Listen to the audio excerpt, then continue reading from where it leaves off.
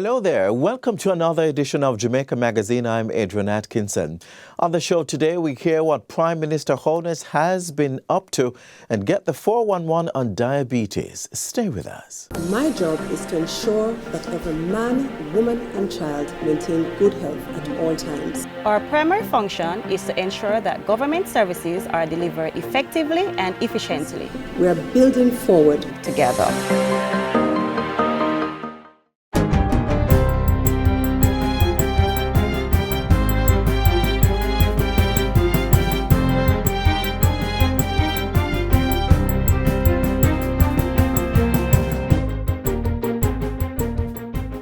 Good day, I'm Lorraine Mendez and this is your JIS News for Tuesday, February 23. Bank of Jamaica Governor Richard Balz says the country is beginning to show signs of incremental improvement in economic activity. Mr. Balz says a partial rebound of at least 4% in economic activity is projected to begin in the new fiscal year and could possibly be as high as 8% if there is strong recovery in tourism. This projected growth in financial year 21-22 represents a first step in getting the economy back to levels of economic activity. Mr. Balz was addressing the BOJ's quarterly digital briefing on Friday. Among the factors cited as evidence of the progress being made are the relatively buoyant foreign exchange market inflows, adequate reserves, a sustainable balance of payments position, and the containment of inflation within the bank's 4 to 6% target range. According to Mr. Balz, based on these developments, it's believed that contraction in the economy has passed its worst, and the outlook is for continued, albeit more gradual improvements in economic activity. Meanwhile, Jamaica's net international reserves NIR totaling just under $3 billion as at February 16 should be adequate to see the country through the coronavirus crisis, so says Richard Balz. The Bank of Jamaica governor says despite the fallout in tourism earnings due to a dramatic decline in visitor arrivals, coupled with lower imports, inflows to the foreign exchange market have remained healthy. Between March 2020 and January of this year, daily purchases of US dollars by authorized dealers and cameos from end users averaged 31.2 million, slightly lower than the average of 33.4 million recorded last year. According to Mr. Balz, daily sales to end users averaged $27.7 million over the period of March 2020 to January 2021, which was slightly lower than the average of $29 million a year earlier. Importantly, however, we also saw a dramatic improvement in remittance inflows, which served to cushion the effects of the fallout in tourism. Private capital outflows were also tempered by a reduction in capital market foreign exchange investments. $17.4 billion has been allocated for the build-out of the Southern Coastal Highway Improvement Project SHIP. That's marked improvement in funding from the $12.9 billion that was set aside in the 2019-2020 budget. Getting people connected is a great part of what economic growth is all about. The flow of goods, capital, technology, and people will drive economic growth and create a broader space for development and prosperity for all. SHIP will extend the east-west leg of Highway 2000 by 28 kilometers from Maypen in Clarendon to Williamsfield in Manchester. It will also build out the roadway between Harbourview in St. Andrew and Port Antonio in Portland. It's anticipated that in the 2021-2022 estimates of expenditure, funds will be used to continue and complete designs, construction work and land acquisition on the Maypen to Williamsfield leg. We have now cleared through the entire alignment, so the contractor is now clear in terms of land acquisition. We did more than 180 parcels of land were acquired. More than 60 houses were also acquired. We've relocated graves, which is a normal part of our operation. Relocated graves, compensated farmers for the crops that they had in the alignment. So right now the contractor is pushing through. So he has pushed through almost a full 28 kilometers. And he has now commenced doing drainage works, and he will start doing major structural bridge works in the next coming months. As for the Harbourview to Port Antonio stretch, work will continue on the Harbourview to Yallas Bridge roadway. Land acquisition, utility relocation, and construction works will also continue from Yallus Bridge to Port Antonio and Morant Bay to Cedar Valley. The Minister of National Security will commence construction of the long-awaited forensic pathology autopsy suite this year. A budget of $309 million has been allocated for the project in the 2021-2022 estimates of expenditure. It's anticipated that 40% of construction activities will be completed by March 2022. The state-owned facility is expected to increase the forensic capacity of the Jamaica Constabulary Force, the JCF. It will also reduce the backlog in criminal and other cases. Meanwhile, a 40% completion target is also expected during the new fiscal year when construction of the Westmoreland Divisional Headquarters begins. That work will continue through to March 2024. On to the Ministry of Education now. The MOEYI will spend $1.8 billion to continue infrastructure projects to eliminate the shift system in primary and secondary schools. Of that figure, $813 million will target construction of classrooms at 11 high schools, 1 all-age and 1 infant. It also includes the construction of perimeter fencing, upgrading of electrical systems, and the completion of pre-contractual arrangements. The program, which started April 2020, will be completed in March 2023. Meanwhile, $1 billion will carry out similar activities under the Education Transformation Program. And finally, $34 million was spent by the Universal Service Fund, USF, to commission 4 community access points in St. James. The beneficiaries are Goodwill Primary and Infant School, Montego Bay Boys and Girls Club, Barracks Road Primary, and Flanker Primary and Junior High. The labs are equipped with desktop computers, chairs, desks, air conditioning units, and internet connectivity to increase access for students and the wider community. Chief Executive Officer Daniel Dawes said the agency is committed to its mandate set by the Ministry of Science, Energy and Technology to provide internet access in underserved communities across the country. So we are on a mission to ensure that our children and our communities are provided with the necessary tools, particularly during this COVID experience. We can only make them better off. We can only make them richer if we give them the tools they need. USF has designated Anchovy, Cambridge, Maroontown, Barretttown, Somerton, and Content as the next set of communities in St. James to receive community access points. And that's it for JIS News today. I'm Lorraine Mendez. Thanks for watching.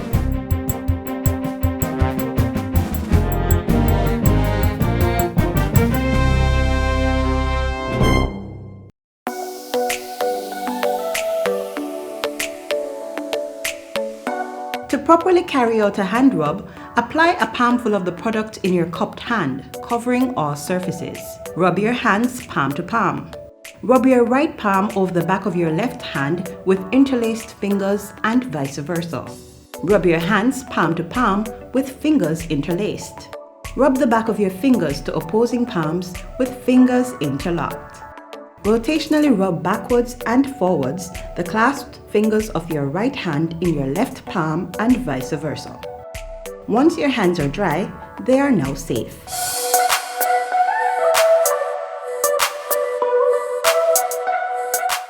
Up next, the whereabouts of Prime Minister Andrew Holness during the past week. Take a look.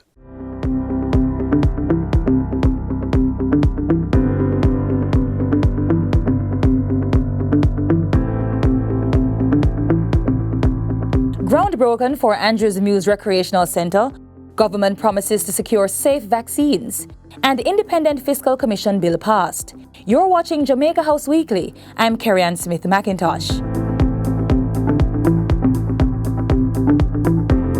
Prime Minister Andrew Holness on Friday broke ground for the Andrews Mills Recreational Center in Olympic Gardens, St. Andrew. The $16 million center will be fully equipped to include amenities for children, a jogging and walking trail, and green space. The big picture that we are doing here is to create an urban space that is almost like a town center that is functional for the people who will use it.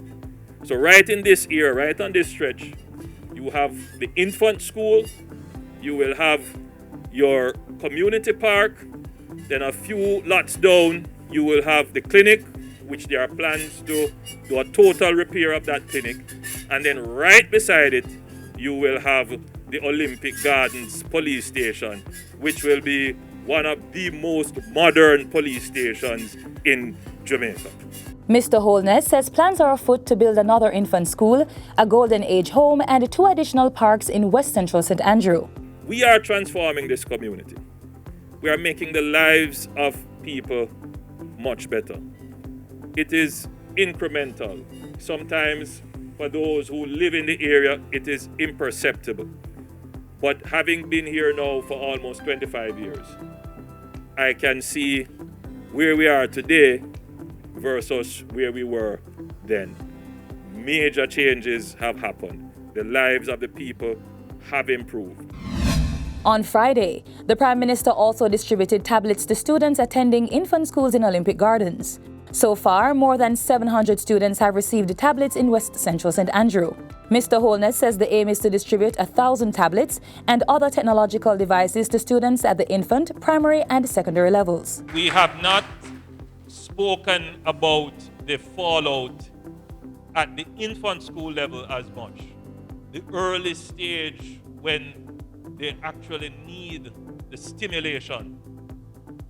And though person-to-person in-school stimulation would be the best, and tablets and online facilities would not necessarily be the best way to provide them with the stimulation. It still can provide some amount of educational facility. So we want to give our infant school students access to devices. Prime Minister Andrew Holness used his time in West Central St. Andrew to visit the family home of late reggae giant Ewart Daddy Uroy Beckford. Daddy Uroy passed away on Wednesday after undergoing surgery. He was 78 years old.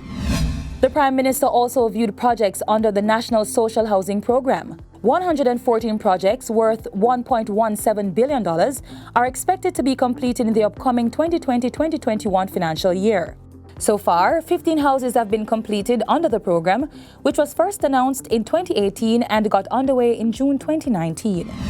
Prime Minister Andrew Holness is reassuring Jamaicans that the government is doing everything possible to have a constant supply of safe COVID-19 vaccines. While contending there's nothing to fear from the vaccine when it does come on stream, Mr. Holness says the state will follow proper procedures in the dispersal.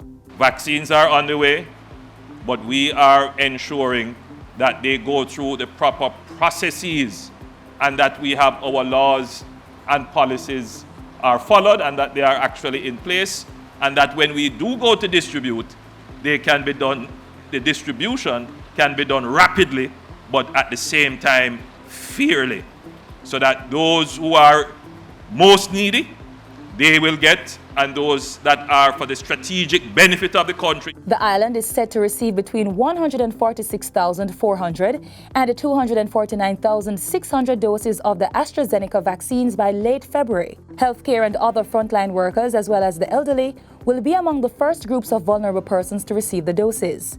The vaccines are being secured under the PAHO WHO COVAX facility. Meanwhile, the World Health Organization, WHO, has approved 2 versions of AstraZeneca for emergency use. The approval came on Monday for the versions, which were produced by the Republic of Korea and the Serum Institute of India. Prime Minister Andrew Holness revealed Friday that Cabinet is reconsidering the allocation of funding for public education and promotion on COVID-19 vaccines. Mr. Holness says the funds is expected to be reallocated to other areas of health, including acquiring more vaccines. You will hear shortly of what that reallocation of those resources will do. We still, however, have to maintain some minimum amount of public education because, as you can imagine, the logistical efforts involved in deploying the vaccine will still require the government to communicate with the citizens time and place and availability and explain to citizens what the vaccines will do, what side effects there could be, if any. So there still has to be some budget for that. The Senate has approved legislation that will establish the Independent Fiscal Commission. Minister without portfolio in the Ministry of Economic Growth and Job Creation, Senator Auburn Hill, piloted the Independent Fiscal Commission Act 2020, which provides for the body's establishment. He says the commission will strengthen Jamaica's fiscal responsibility framework and promote sound fiscal policy and management to sustain macroeconomic stability. The principles are, Mr. President, the continuing enhancement of accountability of the policy-making process, a continuous deepening of the transparency of government finances, the strengthened clarity and credibility of Jamaica's fiscal path, inclusiveness in the policy discussion space, and, importantly, taking greater Jamaican societal ownership for Jamaica's economic direction. Among its mandates will be to monitor compliance with Jamaica's fiscal rules, keep the public informed on economic matters according to a scheduled calendar, and provide independent analysis on fiscal policy developments. And that's how we close out Jamaica House Weekly. Be sure to join us next time for more of the news stories coming out of the Office of the Prime Minister.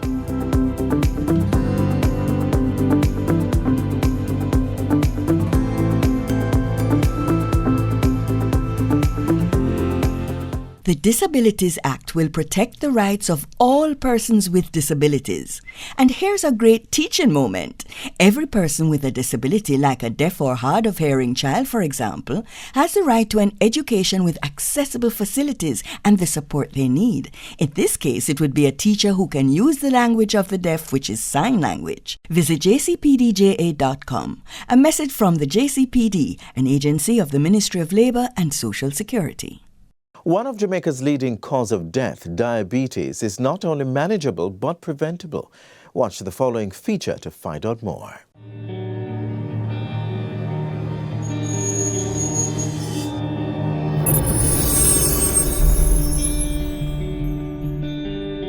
Diabetes is a serious chronic lifestyle disease affecting millions of people over the world and continues to increase. Diabetes affects how your body turns food into energy. It is a disease in which your blood glucose or blood sugar levels are too high, and glucose comes from the food you eat. Insulin is a hormone that helps the glucose get into your cells to give energy. Sometimes your body doesn't make enough or any at all, doesn't make any insulin, and so it doesn't use the insulin well. Glucose then stays in your blood and doesn't reach your cells. Over time, having too much glucose in your blood can cause complications. Example, situations with the kidney, heart disease, and so on. Although diabetes has no cure, there are steps you can take to manage your diabetes and stay healthy.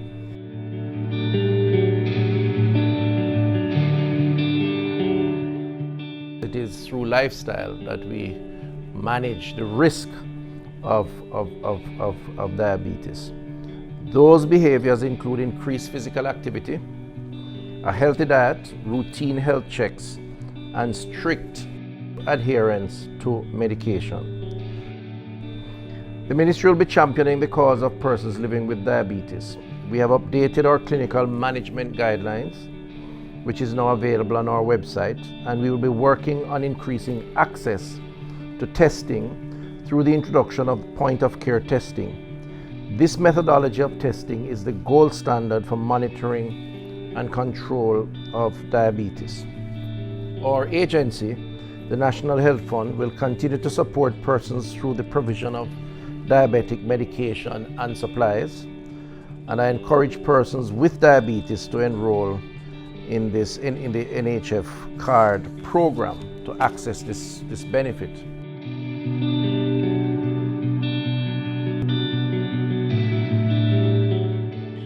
The person with diabetes should really have an opportunity to sit down with a trained clinician who is able to help them to understand the concepts of diabetes self-management, education, and support.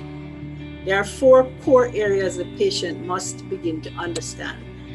How and when to take medication. That's the first one. If you take insulin, then you need to know how does your insulin work and how do you eat in relation to the insulin. Then there are the people who have type 2 diabetes, which commonly start off with education on activity and just healthy nutrition.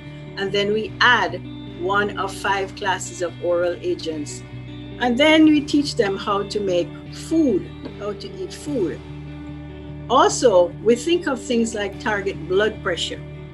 Is your weight healthy, or do you need to lose a little weight? And most importantly, how do you feel? What is your quality of life? All of this is what we focus on. Also, when you get your lab work done, what is your hemoglobin A1C?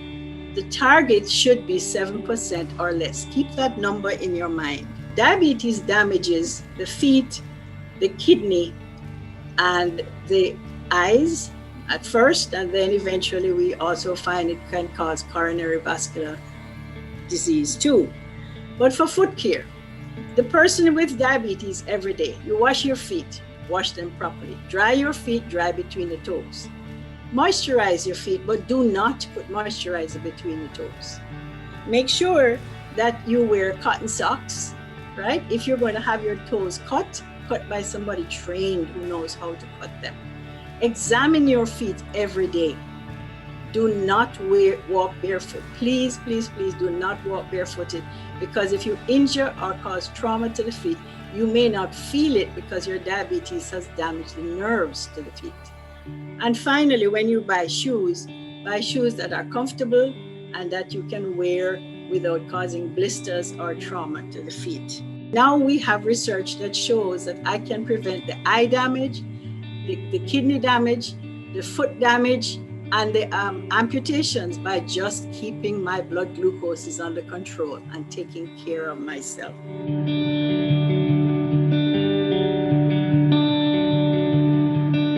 There's no such thing as a diabetic diet, but it's all about how much I eat, the timing of my meals. So it's your portion sizes is what is important. Now, what we do recommend is that persons eat at least 3 balanced meals per day and small snacks. Snacks usually mean smaller, more nourishing meals, which we usually recommend that it be your fruits, your vegetables, or you can also use your nuts. Each meal or snack should contain protein because we need it to be balanced as well. Each meal should contain at least your protein and your fat. And we also want them to select a variety of foods from all the food groups. So there is some recommendations about the amount of fruits that you should eat per day. We usually say 2 to 3 servings. We want you to include a variety of vegetables daily. We also want you to include more peas, beans, and nuts in your daily meals. Reduce your intake of salty and processed foods, and to reduce your intake of fats and oils and that of sugary foods and drinks. You aim for foods that have high sources of fiber, such as your whole wheat bread, whole grain rice, flour, more of your ground provisions. They will give you fiber, right? And that will slow down the rate at which your body breaks down the food, so you won't have a rapid increase in your blood sugar levels versus if you eat foods that are low in these added fibers.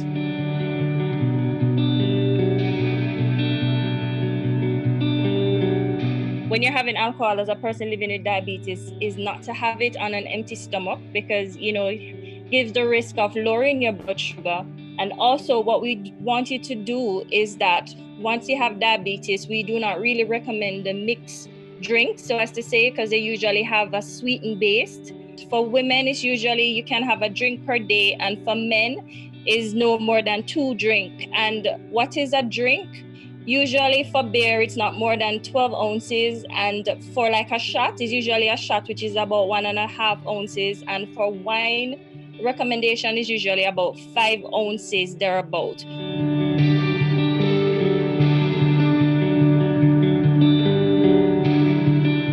There are several researches that have shown that physical activity, when done properly, for persons who are diabetic, again you heard it, allows you to use up glucose.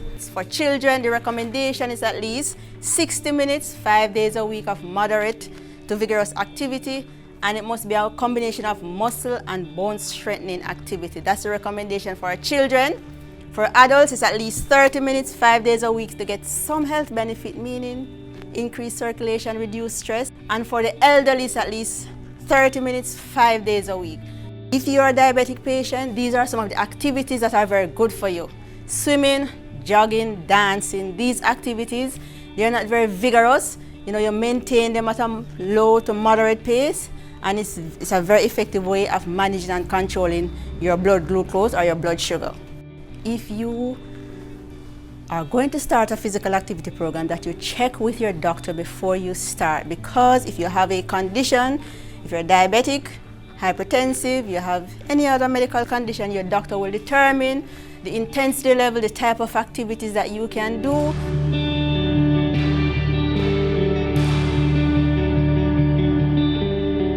Persons living with diabetes mellitus have multiple psychosocial issues related to diabetes management and its complications even before COVID. And there's an entity called Diabetic Distress, which refers to the negative emotions such as feeling hopeless, angry, or frustrated that persons who are diagnosed with diabetes experience, especially if they lack social support. I must mention we have the mental health helpline, which is 888-639-5433, or simply remember 888-NEW-LIFE, which is a 24-hour, 7 days per week psychological support produced by psychologists. When you call this number, they can provide emotional support for you. If you are feeling any form of emotional distress, they can provide support for you, and where you need additional help, they will direct you to additional help.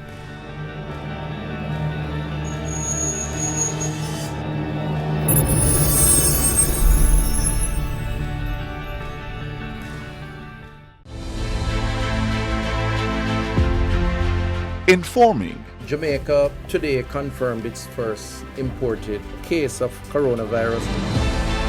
Educating. If you follow the recommended procedures, it is highly likely that you will not get the disease.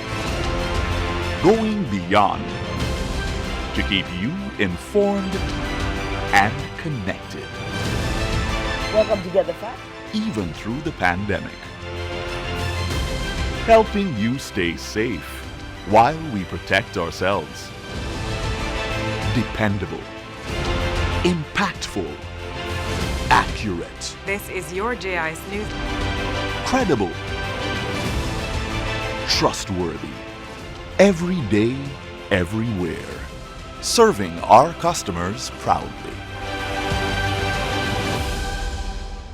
You've reached the final page of the magazine. Thanks so much for staying with us. Another one unfolds tomorrow, so come back same time on this same station. Until then, click on our website and YouTube channel for more informative features. While there, please subscribe to our pages and click that notification bell so you can stay in the know.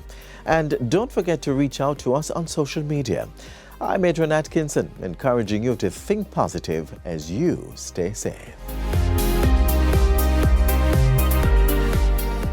This has been a production of the Jamaica Information Service, the voice of Jamaica.